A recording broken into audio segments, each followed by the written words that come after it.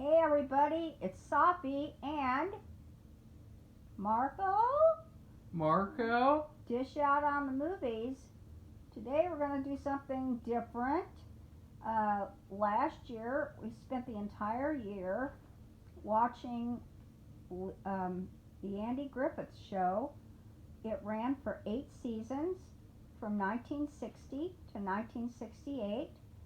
And Marco wanted to have a face-off between different characters. So how many characters did you pick from these 8 seasons of episodes? 102.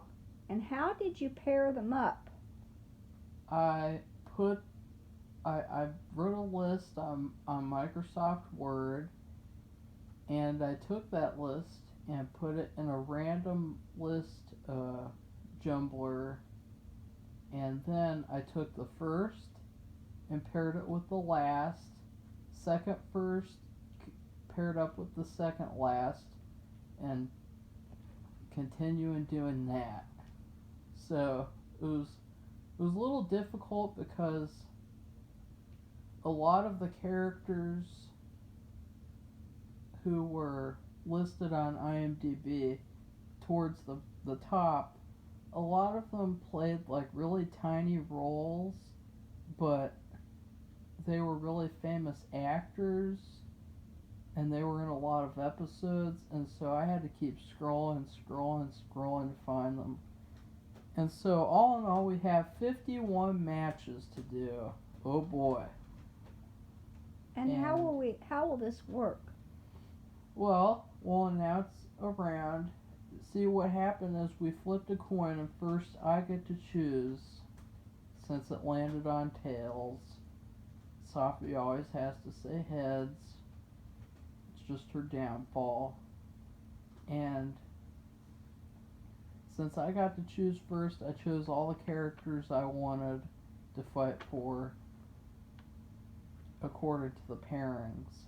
And yeah, we're going to announce a round, and then we're going to do the round, and basically it's as if all the characters in Mayberry want to kill each other, and they're all fighting each other, so we have to pretend like that's happening. And so we'll go through the simulation, what's going to happen, why they're going to win against the other person. Okay, well, just wanted to tell you that after the Andy Griffith Show was over, there were also several seasons of Mayberry RFD, but we did not include those shows because, for one thing, we could not watch all of them. They're not all available to watch. Yeah, only season 1 so far, unfortunately. And so I think 8 seasons of characters are good enough. For now. Was there a reason why, let's say, you didn't choose somebody for the pairings? Well, yeah, I just didn't want to do too much, like have... I mean, there's a character called Bus Driver. There's a character called Person on the Street number 5. Oh, okay. Like you don't need... And then I just didn't want to go overboard because there were a couple of characters I left out. Most notably, the guy with the comb from the Opie's First Love episode, and then there's that guy who comes into town to talk to Helen because he's a part of the PTA, and he makes Andy jealous because he's good at everything. Okay, well, why don't we begin? I don't know how well I'm going to do at this, but... Well, I wanted to do it because... Yeah, why did you want to do this? Because I thought it would be very inventive and different compared to what other people do. And it's kind of like movie fights, TV fights, in a way. Because they do it with like one-on-one characters, and that's it. And so I wanted to do a long form version of that and do it with a lot of characters. So, yeah, there's 3 exceptions, or 3 different little things. Number 1 is that there are 6 trick rounds, and in those rounds, we're going to have to fight for the reverse people. We each get 1 pass of a character who we really want to be in the second round,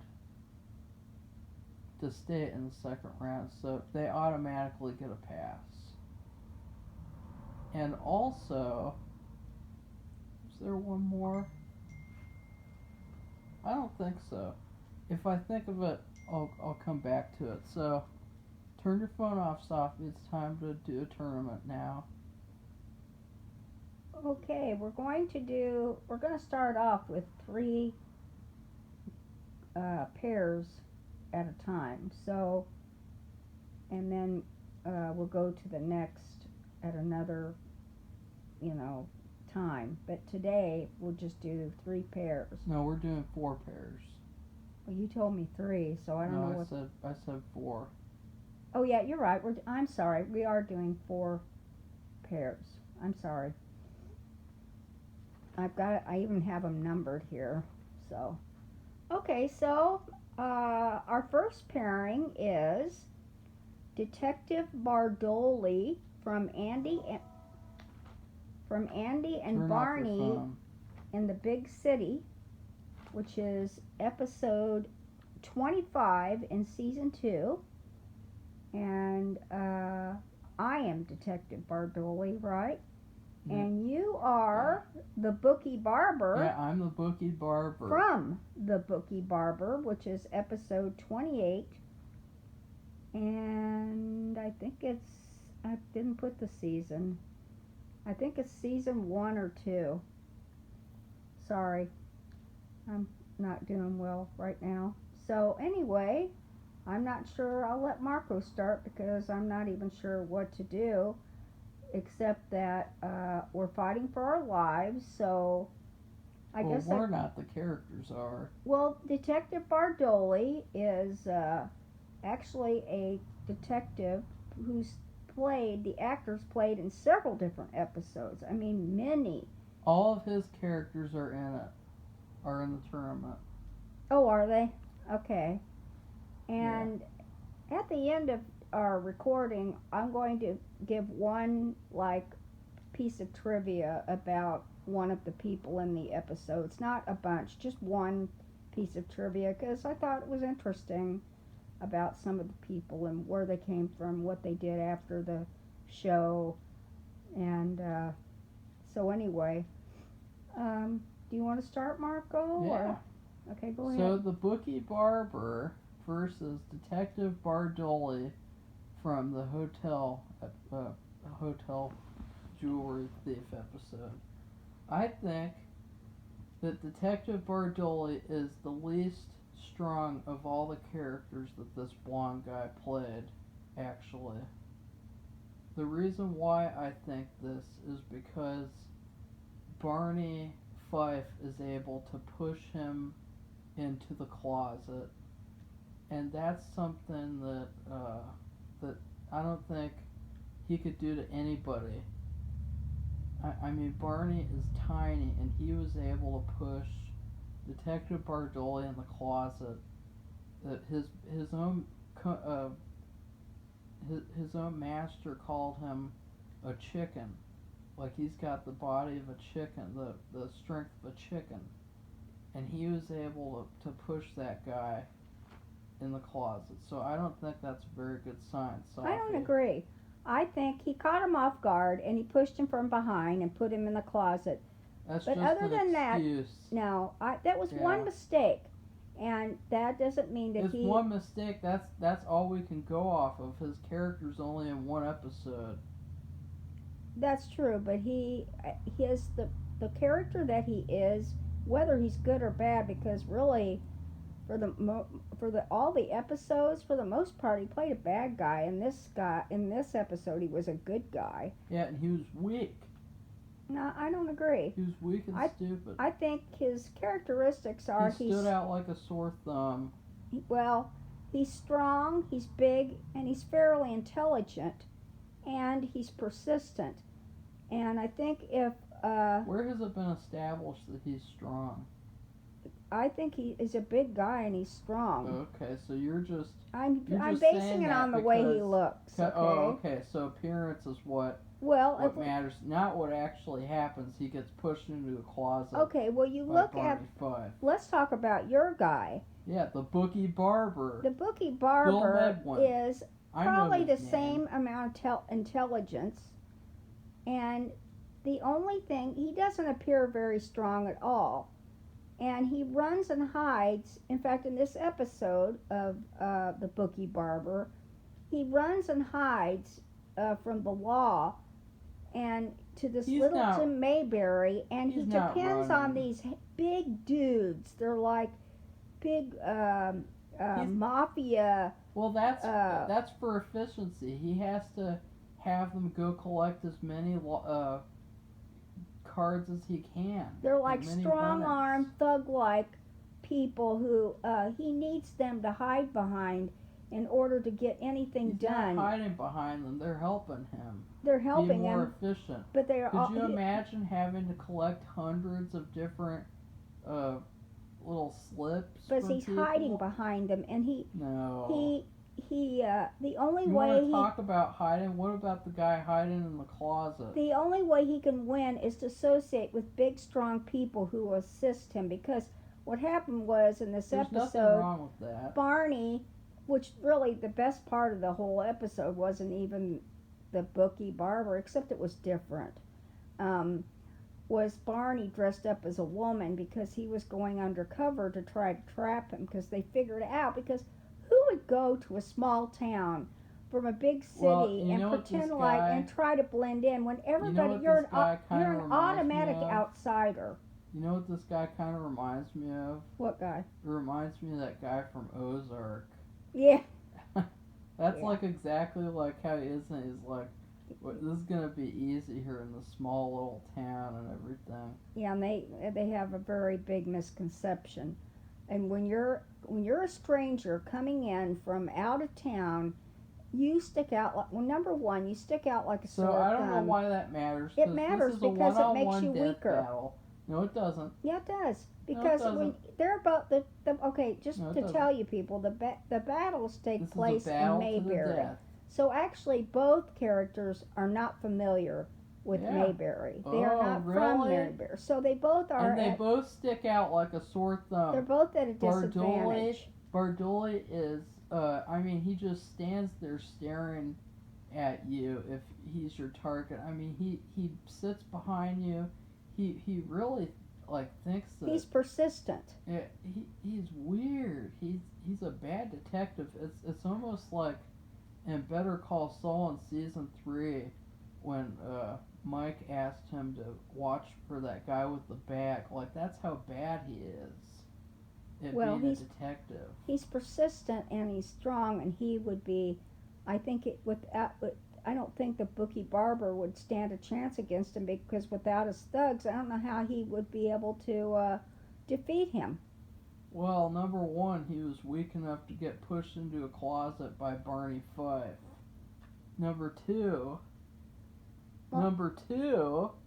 Bill Medwin was. Bill Medwin is the bookie barber character's name.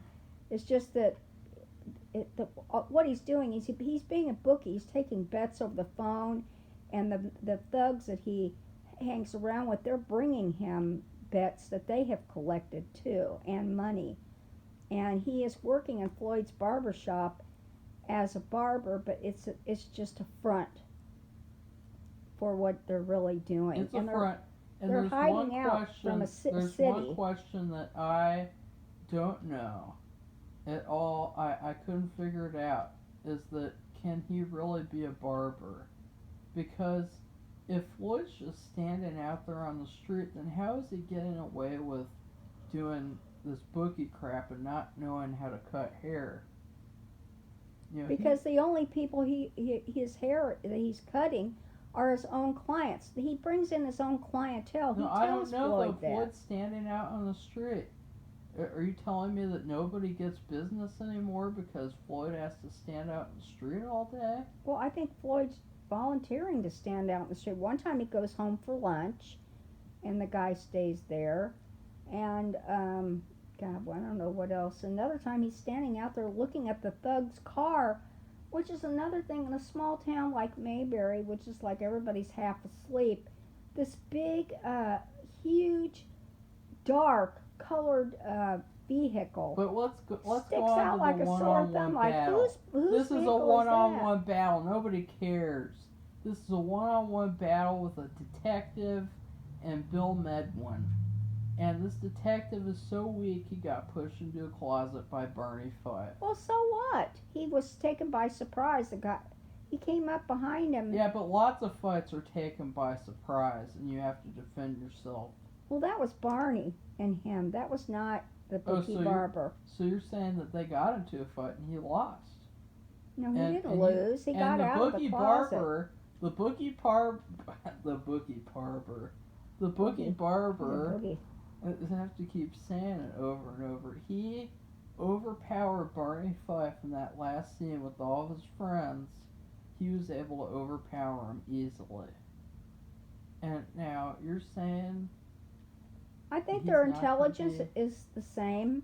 I don't think either one is smarter than the other. Yeah. And I think they're both unaware, or they're both unfamiliar with Mayberry, and that it could be, well, and I just don't see how the bookie barber could defeat my character without the help of his thug-like friends. Well, he's going to have his thug-like friends because that's the type of person he is. Yeah, but that's not fighting on your own. That's only being able to fight. Well, nobody said that he had to fight on his own, did he? Did we? Yeah. I mean, I thought so. Well, okay, let's go one-on-one. Let's say that Bardoli overpowered all of the bookie barber's friends, which would never happen because he got pushed into a closet by Barney Fife. Marco's just going to stick on to that, and the thing is, he's just going to punish him for that one mistake. Yeah. And thinking that he's because going to be defeated just because of that. That's the only precedent that I can identify that shows that he's weak. That shows that he's his strength. If they had a scene where he overpowered that jewel thief guy, maybe I would think that he's strong enough to overpower. You probably wouldn't have picked. You probably would have picked him then. Maybe. Because you had first pick. Yeah, I had first pick, and what does that show you people? That I have first pick, and I picked the bookie barber. Okay, well, I still disagree, but I might just give it to you because I think we have to move on. Well, just give me one more point. Try to convince me because I'm being as agreeable as possible. I just think that one-on-one, he's bigger and he's stronger, and the other guy is even when they what happened was when Barney dressed up as this lady, and pretended like she was taking a bet, and she said she had some money and said, I want to put a bet on this horse, I believe, because he's doing horse racing bets, and he says, he hands him over the money or puts it out to him, and he says, okay, I need that slip of paper, because what he was doing, he was trying to catch him in the act of taking money for these bets. And then I don't know what happened, they grabbed him or something, they're all, and it's like... He was trying to dive for the money bag. Oh, yeah, that's right, the bag of all their stuff, the betting slips, the money, was on the floor, and it was just a big bag, and Barney saw that, and he started to grab for it, and they all like fell over each other like a bunch of oofs, and to get Barney and the bag away from him. And then Andy comes in because the little his son and his friend had seen Barney dressed up like a woman and laughed. And said, so what's your point here? My point is that they're just that the guy would the bookie barber needs the help of his friends in order to do He needs the anything. help of his friends. He can't do but- anything on his own. Well, we don't know that. See, Well, we're it's because only he doesn't going want to by- be. He doesn't want to be by himself. He just wants to have these. Let's just say those thugs weren't there. And it Yes, was because mine. Barney is so tiny. This is not Barney versus the bookie barber. I know. I said let's This is- imagine it was the let's the imagine. hotel Okay. the hotel detective. I think that Bertoli. I think the hotel detective would overpower him at first because of his size. But I think that the bookie barber would use a barber tool such as a pair of scissors to slit his throat open or stab him.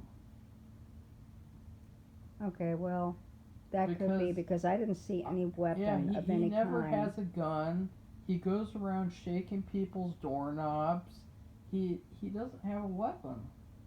Oh, they never show him with a weapon. And I really think that even though that guy looks bigger, that the bookie barber would be able to overpower him using a barber instrument.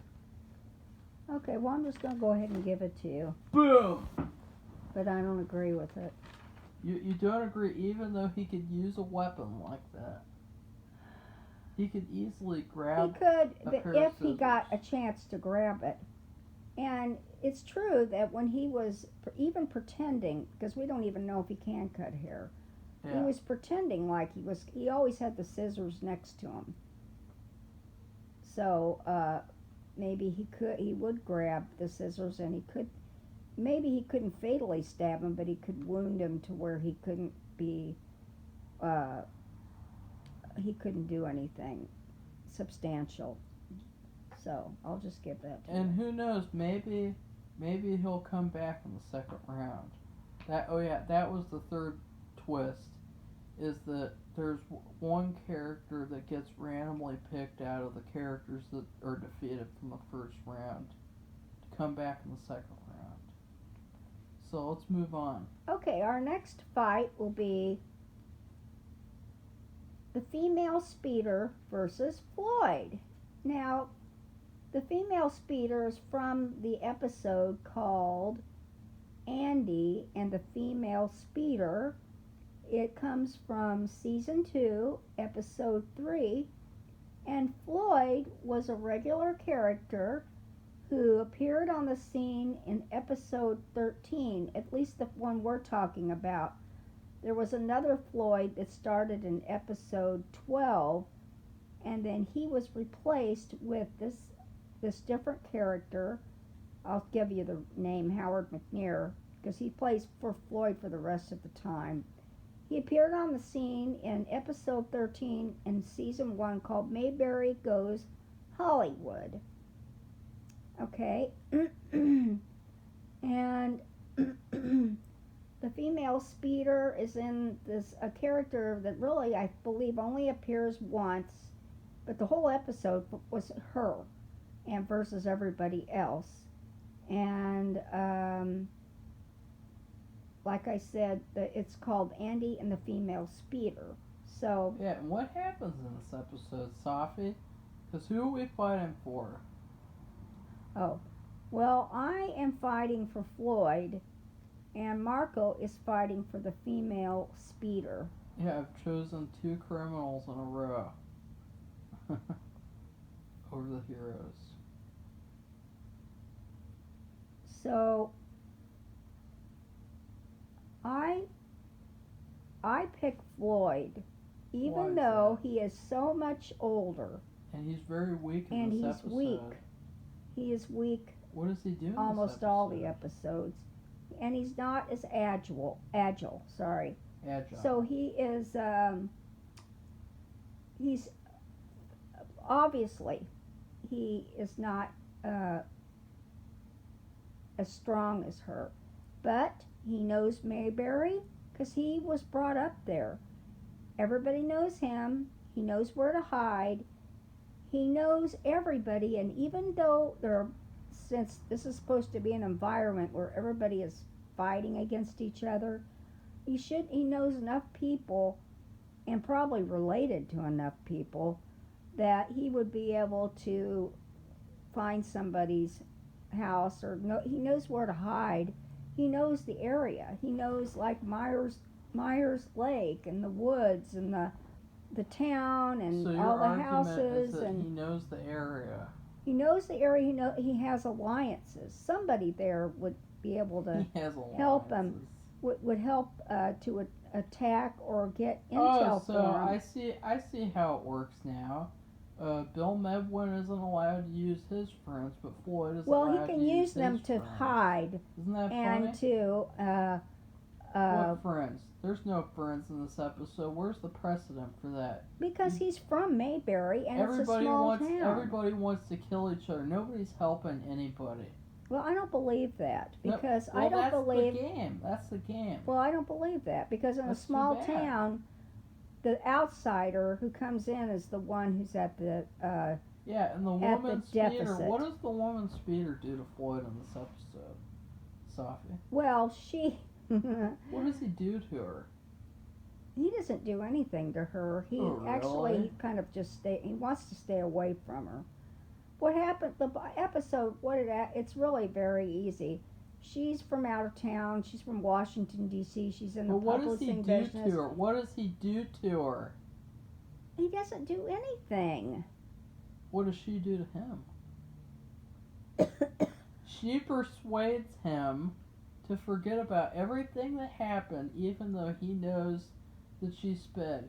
She speeds through town and practically runs him and Andy and his little boy down. She almost killed Andy.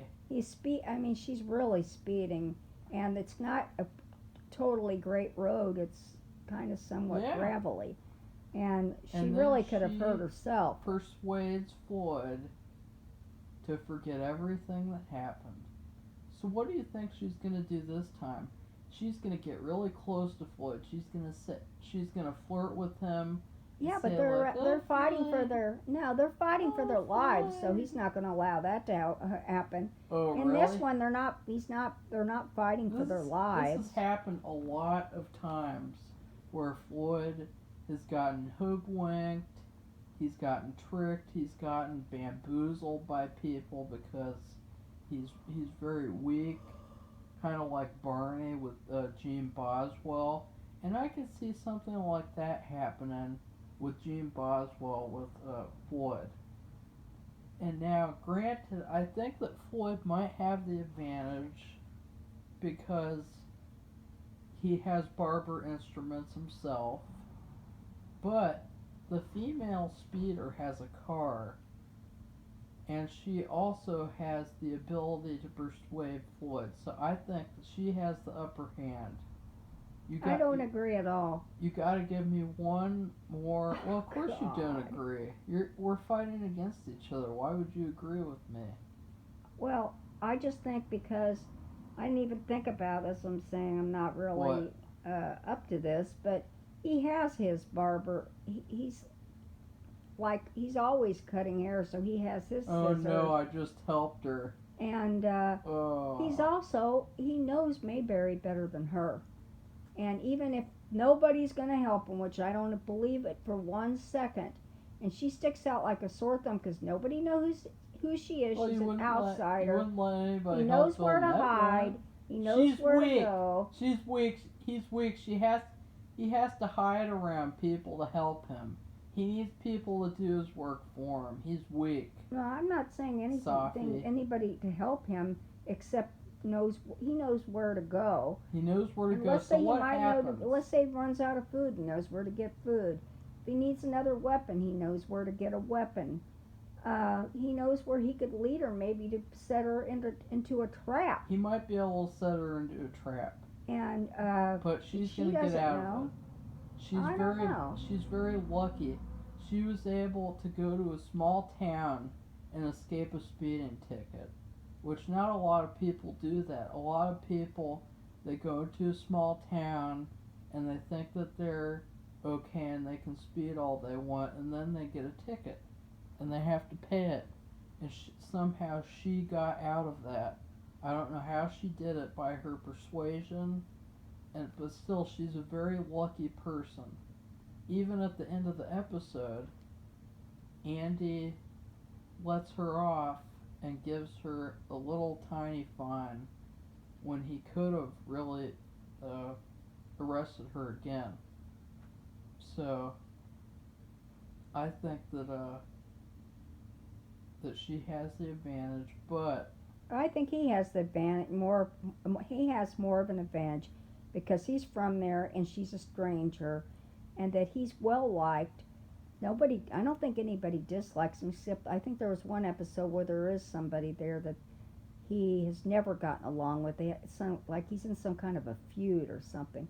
But other than that one person, everybody likes him. Everybody knows him. Nobody knows her.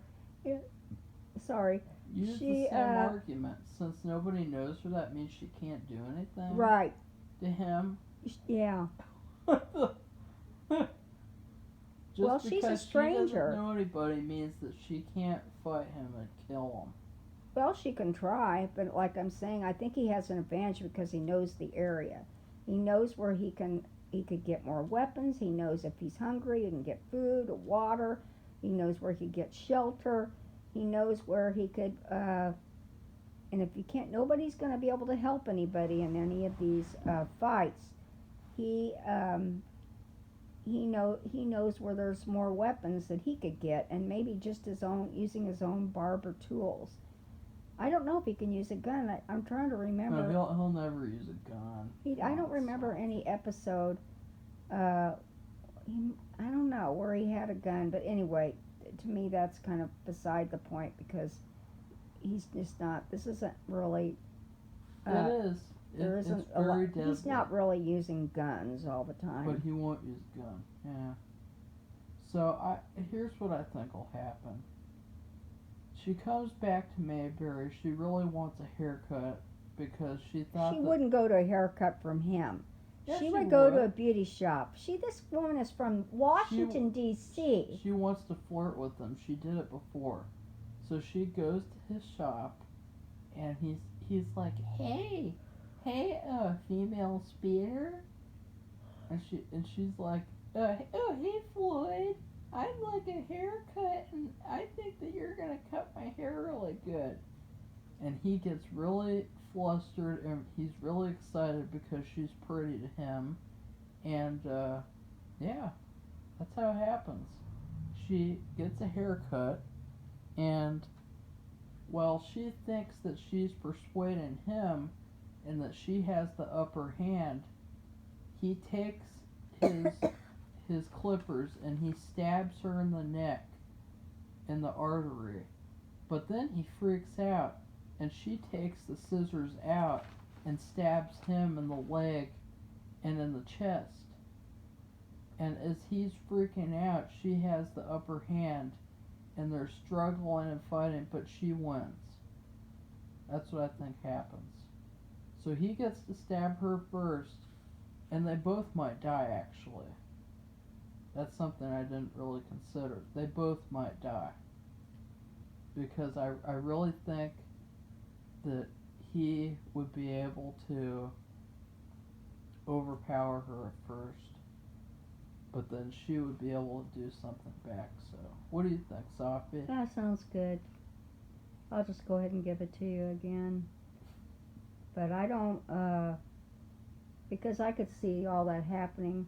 He is really like putty in people's hands sometimes. But still, though, when he gets mad, he stands up for himself, and when he doesn't discriminate on who he gets mad at. He's gotten mad at the other main characters in the show, and wouldn't have anything to do with them, and wouldn't get along with them. And when he feels like he's in the right, he's not afraid to stand up for himself.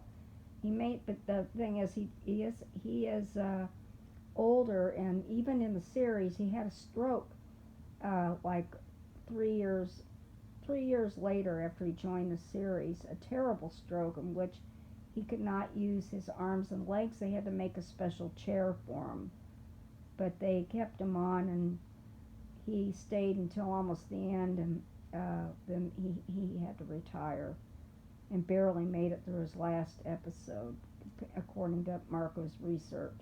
Yeah. So he already, I mean, he is he's not very healthy, but he's. So I think that he'll be able to defeat her because I didn't think about the fact he gets angry. And He so, does. I remember him getting really one episode. I don't remember what it was about. Well, oh, he of also, course you don't remember what it but was. he Sophie. does get mad at other. It doesn't matter. It could be Andy, or Howard, or Barney, where he is so furious he won't have anything to do with them, and he will ignore them and go about his way. And then there's also another episode where he has a feud with somebody because of something that happened, I think, when they were in high school. Oh yeah, okay, he wins. He wins easily. That's the thing you have to it. remember. That's the thing. This is a different matchup because the other two were characters who were temporary. They were in one episode each, okay? And even when that one we were talking about, the hotel detective guy, he appeared in many other episodes, but they were all as different characters. He never played the same character twice, I don't believe. And then the guy, the bookie barber, I don't think he was in any more episodes than that one. And then, but Floyd and this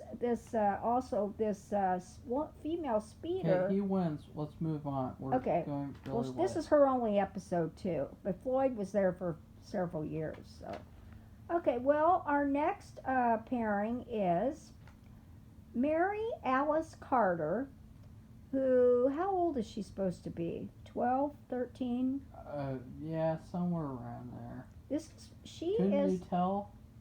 No. Couldn't you really? She's in episode 1 of season 8 called Opie's First Love. And this is actually a color episode. And she is up against Marco Regis, who was in an episode called A Black Day for Mayberry, season 4, episode 7. And I think Mary Alice Carter, although I'm not don't care about the character very much. Yeah, you're not really enthusiastic. I'm not enthusiastic. She's gonna lose because she's silly, a silly girl. Because she's bad. I'll just tell her. I'll tell her her weaknesses. She's younger. She's very immature. She's very immature. She's insecure, and she's fazed by beauty. Meaning, the guy who comes along, and Marco forgot about him and wishes he had put him in the pairings. It was a guy who, he was kind of a little bit more mature than the other boys in the class. He was taller. He had really nice long hair, and it wasn't real short. It was kind of long. And all he did, and he was really good. He didn't even have that many lines. He combed his hair constantly. Even in class, he'd sit there in the classroom and comb his hair. And she just thought he was she was like googly-eyed over him. And the thing is, Opie was googly-eyed over her. So it was kind of, and so his friend Arnold that's right, he has a 13th birthday party. And so it's stag or go drag. But what does this have to do with Regis? This is just the story. But anyway, Regis is in an episode called Black Day for Mayberry, season 4, episode 7. He appears for probably less than 5 minutes. And he's really creepy. He's a very tall, skinny guy. And what happens is this gold shipment is coming through town. The federal authorities have told Andy it's supposed to be a secret. And of course, Barney leaks it out because he's a big mouth. And so he leaks it out. So when the gold shipment stops, they're on the way there to go to Fort Knox to take the gold. And when they stop, and all these people are there, and Regis is carrying a sign. I think he's the only one carrying a sign, and it's some kind of political sign talking about the gold standard and something about taxes. And then he leaves. He leaves the parade after that. He leave and well, He Gomer just talks leaves. to him and says, you know, you need to. Didn't he say like you need to move out of the way because he's got the sign? It's big, and he's carrying it, and so. Reed just says, oh, okay, Gomer, would you hold this sign for me? And he just disappears. What's that all about? So let's talk about him versus her. What's going to happen? What do you think is going to happen, Sophia? Let's break it down. Well, his strengths are he's older. Yeah. He's wily because he just zips out of town. I mean, you don't even see him where he goes. Goes back into the woods, apparently. Yeah, that's what they said. And he probably, because he's older, I'm talking about 50s, 60s, he probably knows more people who he knows where to, and that another thing, he's going to go to the woods and hide out. And she, on the other hand, is, like I said, she's younger, she's insecure, and the fact that she's younger, and I don't think she lives in the woods. She lives in town with her parents in a house. And I think that he's so sneaky, and he lives in the woods. He's a lot more resourceful than her.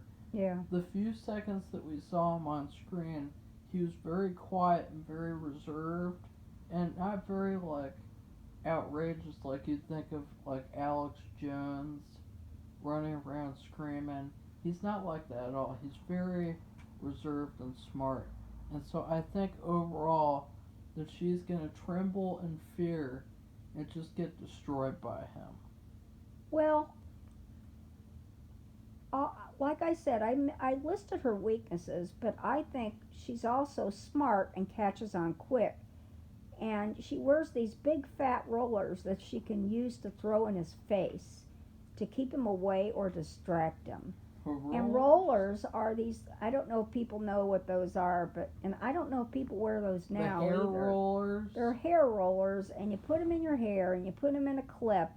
You put a clip on them, clip your hair in place, and your hair is wet, and then it dries out, and you take the rollers out, and your hair is curly. You comb it out, and it's curly. And you put them in certain patterns to make her hair do certain things. Okay, she distracts him with the hair curlers. What happens next? She runs away.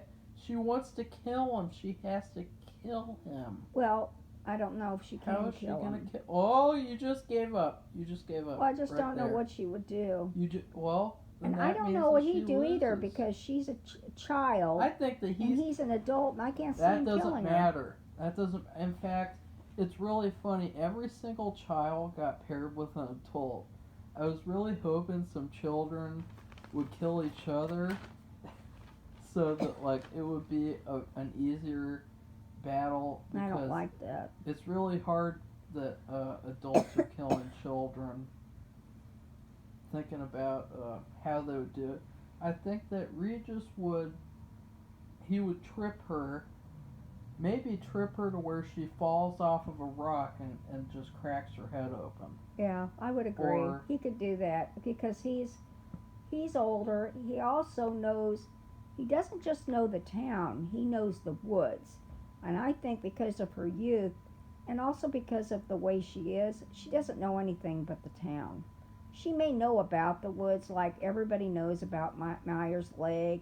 They might know like the place everybody goes and makes out on the weekend, like the teenagers or something. No, I don't think they do that anymore because, in fact, that's another one of the problems. The show had many continuity issues. One of the big ones was Lover's Lake, whatever. Lover's Leap. It's usually that's what it usually is. They actually said that like they closed it down, so like I don't know what happens with that. I don't know if people still go there, but I just think that he's so resourceful. He's like a Bear Grylls kind of. No. He's gonna be able to trick her, to overpower and kill her. Okay, well I'll let you have it. You don't like her anyway. I don't really. I was mad, but what happens in the episode? She tells Opie that she'll go with him to Arnold's party, and then that hair combing guy comes over, and when she's, if I don't know, is it the day or the day before the party? It's the day before the party. And then says, yeah, you want to come with me? And she says, sure. She doesn't even think twice. And then she calls Andy. She calls she didn't Opie. care. She didn't care. Her friend said, "What are you gonna tell Opie?" And she's like, "I don't care. I'll think of something." Yeah, and even though at the party ended up she could see the guy for who He's ignoring her. who he was, which is a jerk, and he's full of himself, and all he cares about is the way he looks. That, and she and Opie end up getting together. It's still she was dumb because she fell for she was very dumb. beauty, and over somebody who's very superficial. All right, so the last pairing is Darlene Mason versus Frankie. And Marco has Darlene Mason. The female. They're both girls, women. And she's from the Hollywood Party, episode 9, season 6. She plays an actress. And Frankie is in Ellie Saves a Female, which neither Marco nor I really care for the title. You love the episode. I love the episode, but I don't like the title. The episode. The episode is number 27 in season 1. As you can see, they have a lot of episodes. It's really irritating. Compared to nowadays, where they have like 10 episodes, 6 episodes. It's really irritating. It's almost like you don't even want to think about it because it makes you mad about the shows that you watch today that you like, that you'd like to see more of, but they're limited. You could have gotten more of them if this was the 60s. But since this is nowadays, people feel it's okay to do shows with 10 episodes. It's very disappointing. Okay, well, I have Frankie, and Marco has Darlene Mason, the actress. And Frankie is the daughter of a farmer who has no boys. And so he's constantly using her, every day, because they're farmers. And they get up early, and she does all the farm chores with him. And I mean everything. Yeah, and she's a hard worker. And she is a hard worker. All she wants to do is put on makeup. She really doesn't want to do that, but she's trying to be respectful to her father. She doesn't know what she wants to do because her dad makes all her decisions for her. Right, and she wants to wear makeup and dress up, maybe, but she doesn't want to go against her father. He doesn't have any boys to help him with the farming. Farming is a hard job. She did not care about dressing up. She really just cared about pleasing her father and lip gloss and lip whatever. Yeah, just a few little things to make her forget about what she does during the day, because I'll tell you, after all, if there's just 2 of them, which there's the father and her, that means that they're doing all the work. So by dinner time, they're like, and there's no mother, I don't think, so she has to make dinner too. Or else he would have had more babies with her. Yeah, so there's no mother, so she's got to cook dinner too, because of course in those days, men didn't cook. It was really women. Matter. Well, she's got a double job. So anyway, I don't think they're eating fast food because there isn't any fast food. Very little. I think they both cooked. It could be. I don't think we really know that. But the thing is, Ellie is the town pharmacist, and she sees the girl comes in for something else, and she sees her looking at the perfume, and then she realizes she ought to have some perfume and makeup, and she takes it out, and it just goes on and on through the whole episode. Here's the thing, is that the conclusion that happens is that she basically becomes a sex slave so that her father can slave her off to some random farmer so that he can work for him and so that they can have babies that will work for him too. Well, it's not like that, because it's a very negative ending. Nobody talked about things like that in those days. She had no freedom at all. What happened was it wasn't like that. It's funny and it's pleasant. It's not pleasant at all. Marco's looking at it more in today's terms. No, I'm not, because there's a huge difference. The other Mayberry housewives had a choice, and they chose to be housewives. No, I don't think they have much of a choice. Yeah, they have plenty of choice. I don't know And if I they chose agree. to do that, but she does not have a choice. She has to do whatever her stupid father wants her to do, and she doesn't have a choice. Well, say what happens is in the end she wears a dress, cleans up, puts on makeup. You're talking about a girl. I mean, she was all dirty. She wore boots and old clothes because she's feeding the animals and working out in the fields, and so she's dirty. She can't wear nice clothes. So in the end, Ellie helps her with the clothes and the makeup, and she fixes her hair. And so she's like completely different. She's perching on top of a fence, and the father's mad, and he wants her to take it all off and put her work clothes back on. And there's this neighbor. The neighbor is a farmer who has a bunch of sons, because that's what they did in those days. Boy. They had large families, so there would be some sons to do the farm work, and then the women get married off. Number one. Why couldn't she have just still done the work and then gone out to town in evenings and go on dates? Well, that's what I thought too, but I don't know. Number two. I don't know. Why couldn't he hire outside farmers by trading off things Oh, well, for yeah. the work? And the Amish probably do that. Plenty of solutions. But anyway, that has nothing to do with this No, fight. it doesn't. The fight is between Darlene Mason is an actress, and Andy. Weren't they doing a movie about Mayberry? And she's in it. She plays Aunt B. And she's a real pretty girl, and she's playing Aunt B, which is just too hilarious for words. And she asked him to go to dinner, or has him to dinner, or something. They can talk. A photo shoot. First, And he smiles while sitting next to her. So. And his girlfriend Helen gets jealous. mad. She gets mad and jealous. Yeah, everybody hates those kind of episodes. Yeah. They're such a drag. Yeah. So Darlene Mason. So it's her versus Frankie, and I think Frankie would. I think they're both kind of the same intelligence. But I think Frankie would defeat her because she's used to, she's stronger because she's done all this farm work. She's not afraid to get dirty. But then I think that Darlene Mason is the Floyd of Hollywood. Oh, God. Because I think that she's very resourceful, because she was able to settle that conflict with Andy and his girlfriend. She's got as many resources as she wants, because she has money from acting, whereas Frankie's very poor. But the thing is, Frankie is going to be able to overpower her with the farm equipment. At the same time, this really all depends on when this happened, because if this is happening after she becomes a housewife, then she's not going to be able to do that anymore, to overpower anybody. I don't believe it. Because her hands are going to be soft, she's going to be stuck in the kitchen, she's going to be doing chores all day. She's not going to have any strength to overpower anybody. So I really think it'll come down to who is more,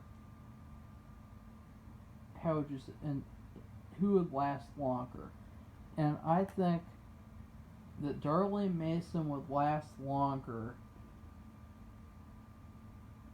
because she's in Hollywood, and she's obviously had a very long journey to get there.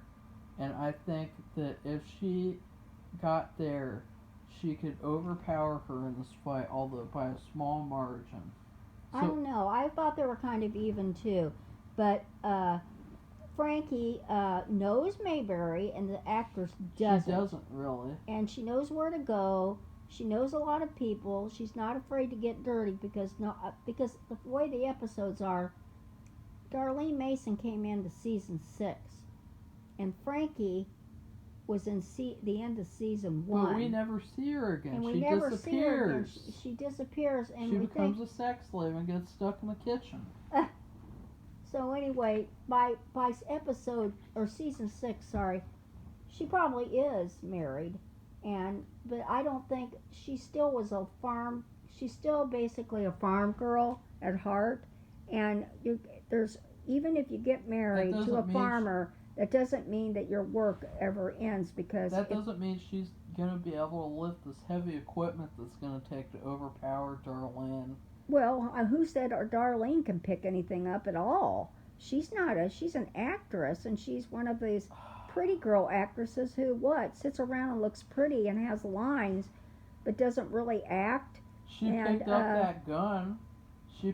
That was a real gun. She picked it up while acting out the this was scene. yeah. And she was playing Aunt B. She picked up a real gun and pointed it out the window. She smashed it through the window glass Mm-hmm. to shoot at people. So I think that she's Maybe gonna they're be able even. to.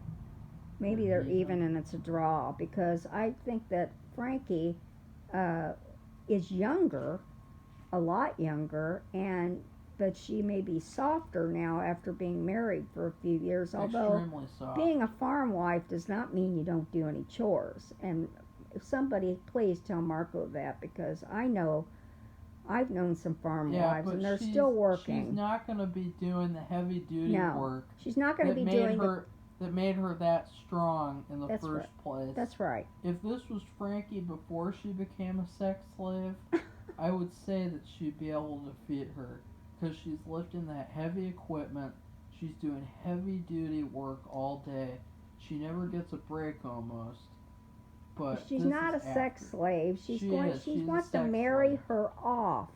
That is not a sex slave. That's a sex slave because he wants to marry her off so that the guy can have kids with her that'll work for him. Well, but he could do the work in his fields, help the father. Well, he couldn't do the work any more efficient than she can. Okay, well, I think they should be a draw because I don't think Darlene Mason. Well, how are we going to decide who wins then? I don't know. She's older and Frankie's younger. And I just don't. And she's also doesn't know the area, and Frankie does. Frankie's from there, and she has done hard work in the past. She knows where to hide. She knows where to go. She knows where to find food, water, shelter, and weapons. And Darlene Mason is a total stranger to the community, and she's done all her life is been a pretty girl, and been an actress, and just memorized lines and looked beautiful in the role she's played. Well, now that's basically what Frankie's become. No, I don't agree with that. Just once you're a farm wife, it doesn't mean you don't do any chores. She does chores around the house. But you don't know what that's not true. They might go out and collect the eggs, or if there's some kind of storm, they'll go out and help in the fields. You think that collecting eggs is going to make her strong enough to overpower Darlene Mason? If they have a storm, they have to get some kind of crop in, or let's say they're going to have a freeze. No, I don't think the husband will let her do that. I think the husband will be like, "Okay, Frankie, you just stay inside." No, I don't agree. This is a man's work. No, I don't agree. Not where farming is concerned. If you've got all your livelihood rests on the crops that you're bringing in, you all that gets shoved aside, and you have to do what you have to do. And if your wife has to help, she does, and that means milking the cows, feeding, sweeping out the stalls, feeding the horses, gathering the eggs, doing whatever she needs to do to help to make sure everything. And what if there's a storm and they have to round up the? What if they have cattle or they? Who's more courageous, Safi? Who's more courageous? Who's more courageous? I don't know. I'll give you a hint. I'd say they're both the same. Her name is Darlene, and her last name is Mason. Now, here's the reason. In Ellie Saves a Female episode, what's the episode called, Safi? It's called Ellie Saves a Female. Yeah! Marco's laughing. What does that mean? Marco's laughing because it's a stupid title. It's a horrible title. A lot of the episodes have stupid titles. I mean, I don't understand that either. What's the episode called, Safi? It says Ellie Saves a Ellie Saves a Female. Who does Ellie save in the episode? She saves Frankie. She saves her from being a farm slave to becoming a sex slave. She's not a sex slave, Yeah, everybody. she is. There's no such thing in Yeah. there in that show. There isn't. It's called 1960s Marco! farmer housewife who isn't allowed to choose what she wants to do because of her father. No, but she doesn't want to do anything else. I think she wants to She do doesn't that. know that. She wasn't given the choice to choose. Okay, I'm just going to let Marco win. But here's the thing. You No, need I to want to stop. make my argument because she's saved in this episode. She couldn't even do this herself. She had to have all these other people go over to her father and say, "Hey, what do you think about these little makeup things? You know, would you mind letting her wear this?" She had to have all these other people go over, even Andy, Barney, all these people come over. Barney had to sneak her out of the farm. That's how much of a slave she is. And Well, so she's very respectful of her father. She doesn't want to go against anything. yeah, she's not courageous at all. She's a weak little sex slave. Well, I just don't think the actress would. That's why I wanted them to have a draw, because I just don't see how the actress who Because doesn't the do actress anything is courageous. but blink her eyes She- and looks pretty She is and so memorize lines. She is so courageous that she goes up against Helen. And Helen is a monster. And Darlene was so courageous, she got on the phone. She had the nerve to get on the phone, talk to Helen, and say, "Helen, this is the real story.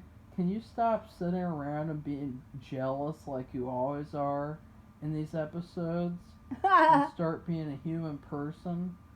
And she was able to do that. She's that courageous.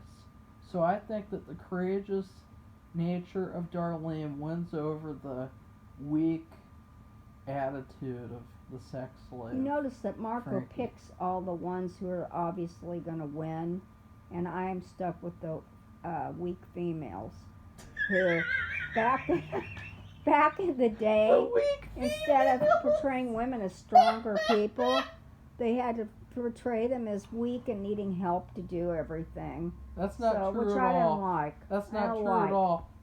I said that Frankie could have defeated Darlene easily if this took place before she became a sex slave. Well, that's the thing. That's where the episodes are. Like I said, Darlene appears in season 6, and Frankie appears in the end of season 1. So By that time, she's got a husband, Yeah, and she's she's a been farm wife. But a sex slave Marco, for 5 somebody seasons. out there who's a farmer, would you please tell Marco the farm wives just don't sit around doing nothing, that they do a lot of work, that they are not, they're not like Aunt B, that they do a lot of work outside, and they help, and if there's a storm or a freeze, farmers need their crops. They need to get, and this is a lifestyle that's going by the wayside because these big corporate farms are taking over. But while there's still some small farmers out there, you know that the farm wife does a lot of work. I don't think that farmers have the chance to have like an hour to watch this podcast. Well, somebody tell somebody who's a farm wife and tell him to tell Marco he's full of himself. Well, I'm talking about this He doesn't instance. know. She was enslaved by her father to basically do what he wants her to do. She was not given any choice. Okay, well, I think we better stop. And if she was given a choice, then why not state it in the episode and why not talk about it? It wasn't that kind of thing. That's just not what they did then That's back too then. They do bad. that now. Everybody talks about their thoughts and feelings, and in the open, and it's like a reality show every second of our lives right now. Well, Darlene Mason wins out because she's more courageous. Okay, I'll let Marco have Darlene Mason. Like I said, well, never mind. I'm not going to say it, but I did say that I would say a little piece of trivia. I'll put 2 because Marco made me mad. The girl who plays Frankie, her name is Edris March. This was the only acting job she ever had. She quit right afterwards. She quit to become a sex slave. No. she worked as a dance instructor for the Arthur Murray Dance Studios for like 15 years, and then she became a businesswoman who owned a woman's wear company. The other fact is, remember Regis, who Marco says defeated. Well, that's what happened. You conceded the point. You admitted that she would not be able to kill him.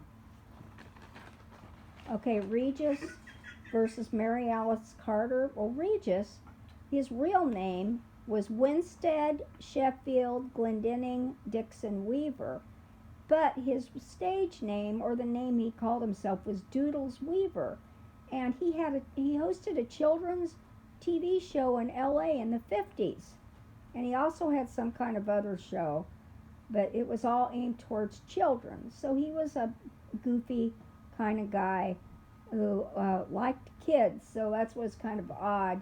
They couldn't say. I don't think you could say this for the and not in a negative way.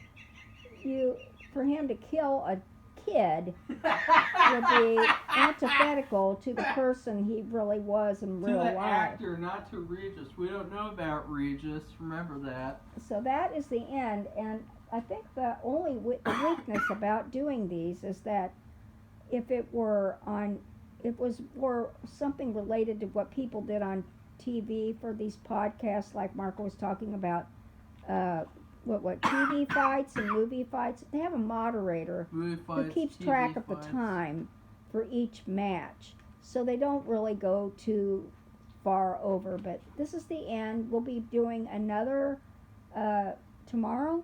Yeah. Another. It'll go faster. It'll go faster. This was our first time to do it. Yeah. So, and I'll also be doing upcoming after all this 2 book reviews, which I've been reading a ton of books lately, all mysteries, and anyway. We'll probably have to jump right into horror month. Yeah. Because these are going to take so long to do that we'll have to push away the new releases and everything. Yeah, it's not like there's nobody out there who does reviews of new releases anyway. Yeah, we did reviews for like the Avengers and Iron Man, and they got like 0 views. So like that's okay with me. I don't care. Apparently, nobody wants to watch a review on Iron Man. I don't know. I would like to see the new movie. The Clock, is it The Clock on the Wall or something? But that's it, everybody. We'll be back. Goodbye, everybody. Goodbye.